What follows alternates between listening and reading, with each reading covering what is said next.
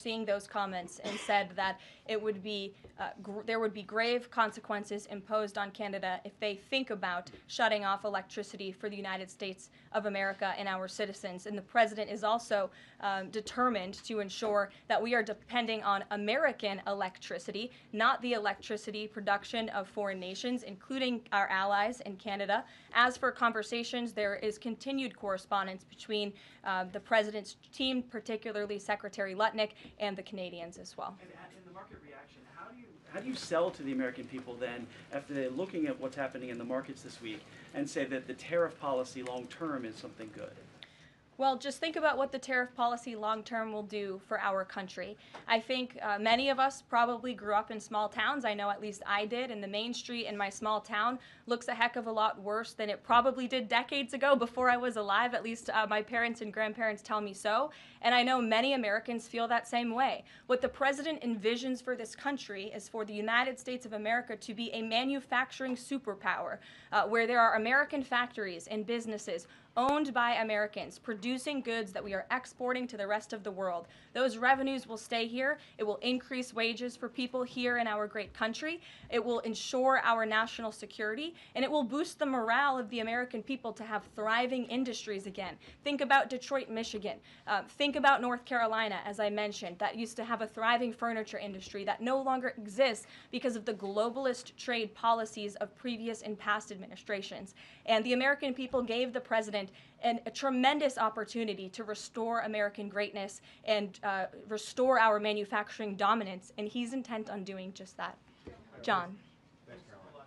Two questions for you. First, on the CR, you put up on the screen the president's message to Republicans to support this continuing resolution. Is there outreach to Democrats? Because what we've seen since the beginning of the fiscal year is that in order to get a continuing resolution, you need bipartisan support and you need compromise. Well, right now, we are focused on House Republicans and on the House, because that's the first step, as you know, John. And so the president has engaged in correspondence with House Republicans, whipping votes and getting them to a yes, which I understand has been pretty successful this morning thus far. And so, again, the president is encouraging Republicans especially, but again, as I said, all members of Congress to vote to continue funding this government so we can continue the business of the American people, which elected President Trump to do. And then on financial markets, we've seen this decline yesterday. We see it today as well.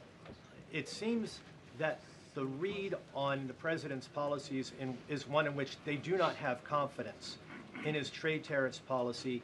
They do not have confidence in what the president said to Fox News over the weekend, that he didn't rule out the idea of a recession. What is your read in terms of the decline that we've seen over the last week and a half in financial markets? Well, I think there's actually a lot of reason to be confident, and many people do feel confident. Just look at the nearly $2 trillion in private investment that this president has secured.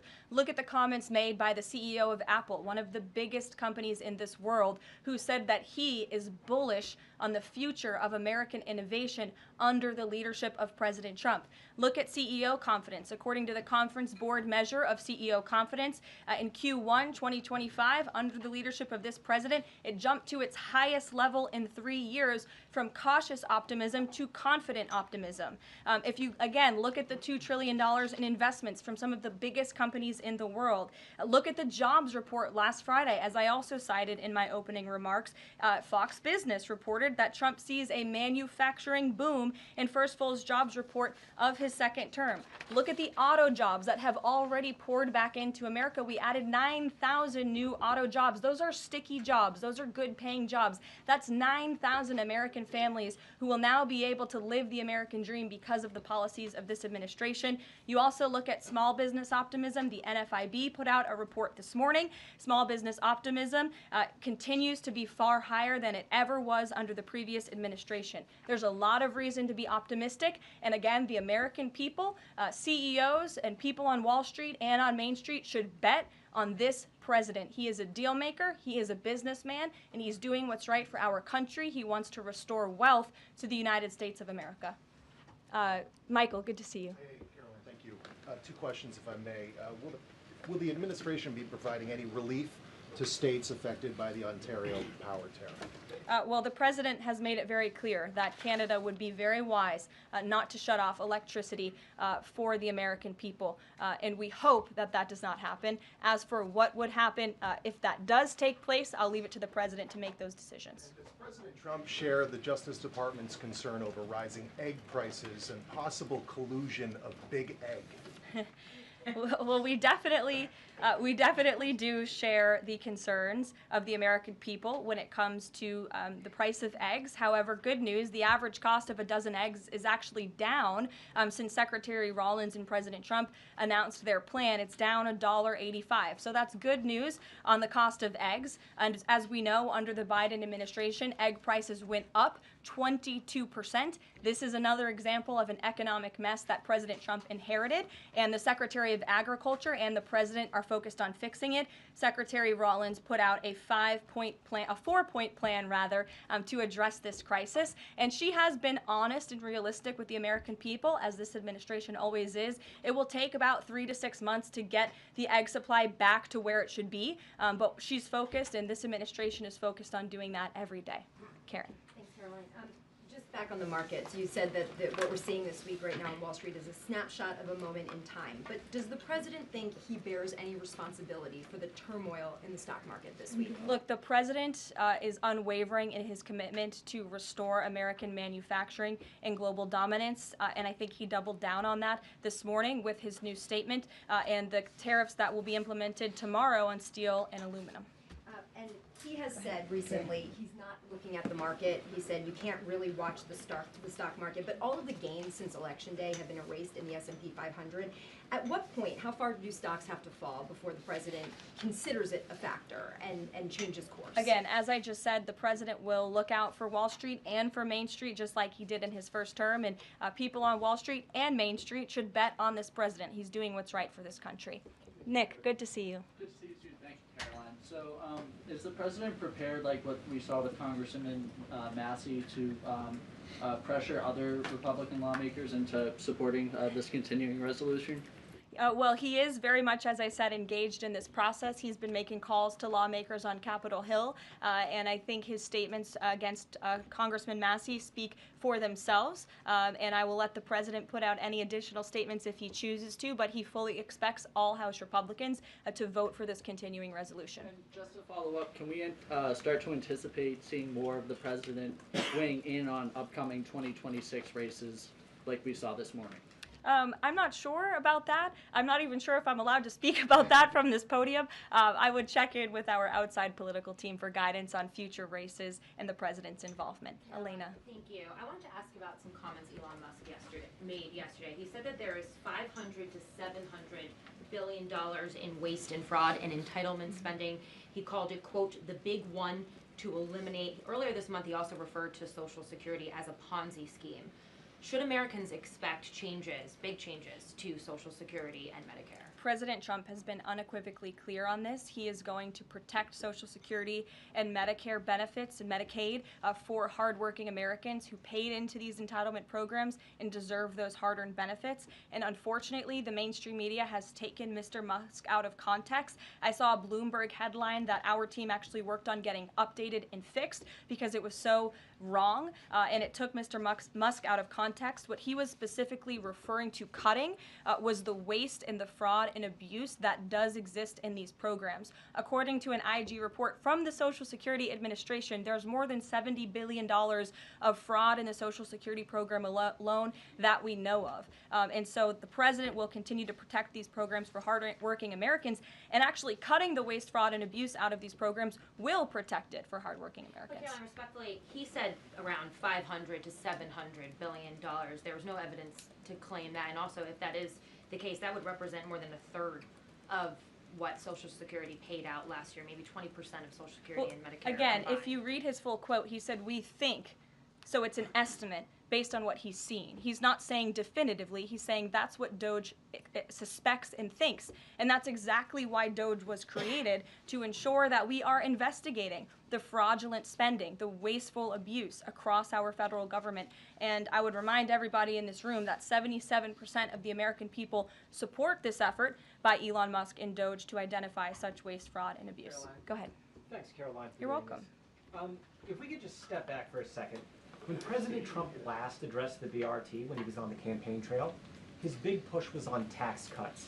He's going there today as he's proposing tax hikes in the form of tariffs. Not and true. I'm curious He's not for doing why that. he's prioritizing that over the tax cuts. He's actually not implementing tax hikes. Tariffs are a tax hike on foreign countries that, again, have been ripping us off. Tariffs are a tax cut for the American people, and the president is a staunch advocate of tax cuts. As you know, he campaigned on no taxes on tips, no taxes on overtime, no taxes on Social Security benefits. He is committed to all three of those things, and he expects Congress to pass them later this year. I'm sorry, have you ever paid a tariff? Because I have.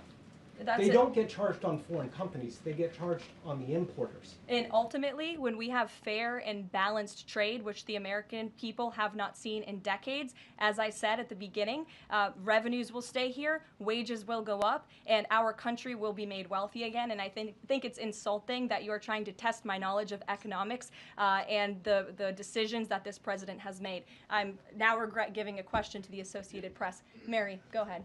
Hey, Caroline. I have two, if that's okay. The first one was on Russia, Ukraine. I know Special Envoy Witkoff said yesterday that Zelensky apologized in his letter to Trump. Can you share any more about that letter and what else might be interesting from it that we don't know? Yes, the president did reference that letter, as you're saying, in his joint address to Congress. And I do have an update. As you know, Secretary of State Rubio and our National Security Advisor Mike Waltz have been negotiating with the Ukrainians today in Saudi. They will be providing a full readout of that meeting very soon. But I can assure you and everybody here and the American people that the news we've received from that meeting throughout the day and the president has been briefed on is positive. This meeting has been productive. I will let Secretary of State Rubio and our National Security Advisor speak to the specifics of what has taken place today when they are ready to do so when the meeting concludes. Lindsay, go ahead. Thank you, Caroline. Referring to Mahmoud Khalil, the president has said this is the first of many arrests like this. Does the administration have a rough estimate of how many arrests you're planning to make similar? I don't have an estimate. I do know that DHS, based on very good intel that they have gathered at the direction of the president's executive order, which made it very clear to the Department of Homeland Security that engaging, as I said, in anti-American, anti-Semitic, pro-Hamas protests will not be tolerated. So since the president signed that executive order and since Secretary of Known has taken the oath at DHS, they have been using intelligence to identify individuals on our nation's colleges and universities, on our college campuses, who have engaged in such behavior and activity, and especially illegal activity. And so I don't have a readout on how many arrests will come, but I do know that DHS is actively working on it. And I also know that Columbia University has been given the names of other individuals who have engaged in pro-Hamas activity, and they are refusing to help DHS identify those individuals on campus. And as the president said very strongly in his statement yesterday, he is not going to tolerate that, and we expect all America's colleges and universities to comply with this administration's policy. Jasmine. Thank you so much, Caroline, for the question. On Canada, after all of these threats to increase tariffs or turn off electricity, I wonder, does this administration still consider Canada to be a close ally of the United States? Well, I think Canada is a neighbor. They are a partner. They have always been an ally. Perhaps they are becoming a competitor now. But as the president also laid out in his Truth Social post today, he believes that Canadians would benefit greatly from becoming the 51st state of the United States of America. And I actually looked into some of the research about the cost of living in Canada, and the cost of living is much higher than it is here in the United States of America. The average cost of a home in Canada is much higher.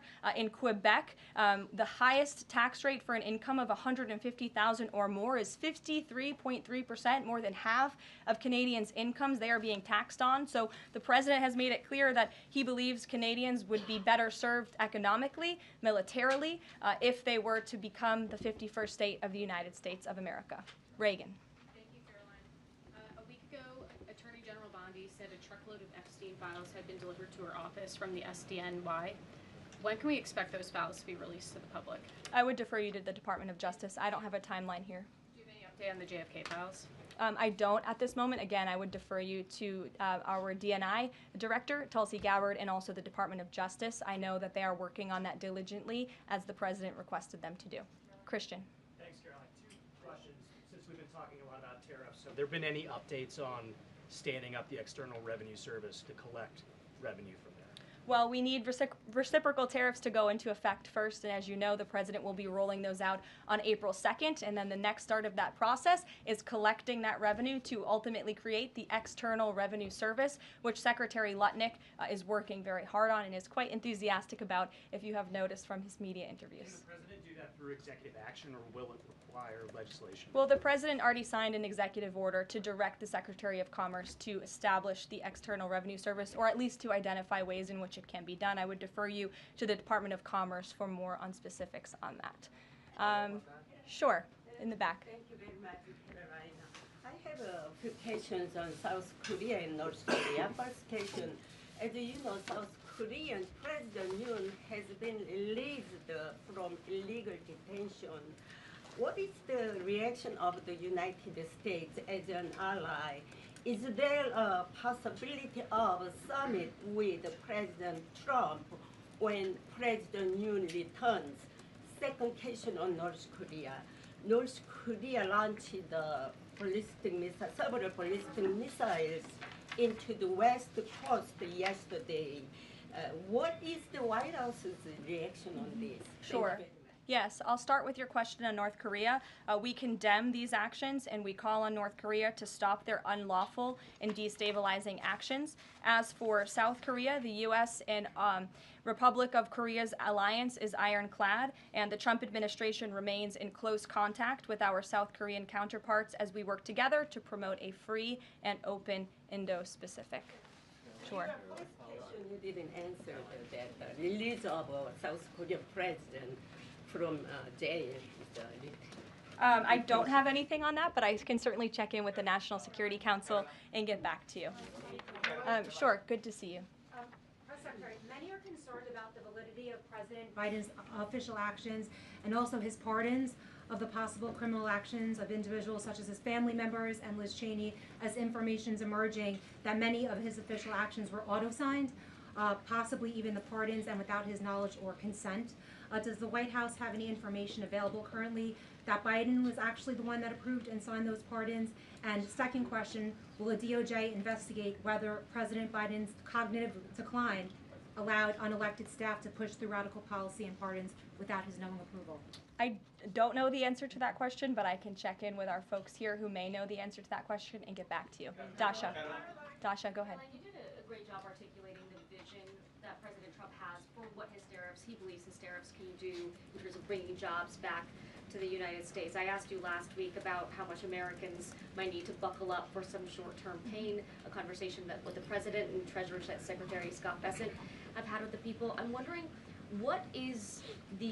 how high is the pain threshold for President Trump and for this White House as you watch some of the turbulence in the stock markets, as you field concerns from businesses and potentially see some of those approval ratings drop in the short term? How much is he willing to stomach that, and will he stay committed to his vision for tariffs even as all of this comes up? Well, the president has been working hard every single day to alleviate the pain that was inflicted by the previous administration through massive deregulation, through drill baby drill, as we like to call it, unleashing the might of our energy industry, which we know will ultimately drive down costs for consumers here at home. And again, as I mentioned, the president is intent on signing tax cuts for the American people to put more money back into their pockets, which will ultimately unlock consumer confidence. And again, I'll reiterate the president's words in layman's terms as he does best. The president wants the American people to have so much more money in their pockets, they don't know what to do with it. That's the goal of this administration, through tariffs, through tax cuts, through deregulation, and through unleashing the potential of our energy industry. I have two more quick notes before I wrap up. April 28th, I can confirm that the Philadelphia Eagles will be here at the White House to celebrate their Super Bowl victory. I know there was a lot of fake news about an invitation that wasn't sent or was sent. We want to correct the record. We sent an invitation. They enthusiastically accepted, and you will see them here on April 28th. And lastly, on a sad note, I would like to express our condolences to Fox News and to the entire Fox family who did lose a cameraman, Craig Savage, who passed away at 61 years old recently. A very tragic death, an individual who was a great man and covered this building for many, many years. So the entire press office, the communications office here wants to express our condolences with his family and also with Fox News. And I'll see you guys later. Perhaps you'll see the president in a Tesla later this afternoon. Have a good one. Thanks.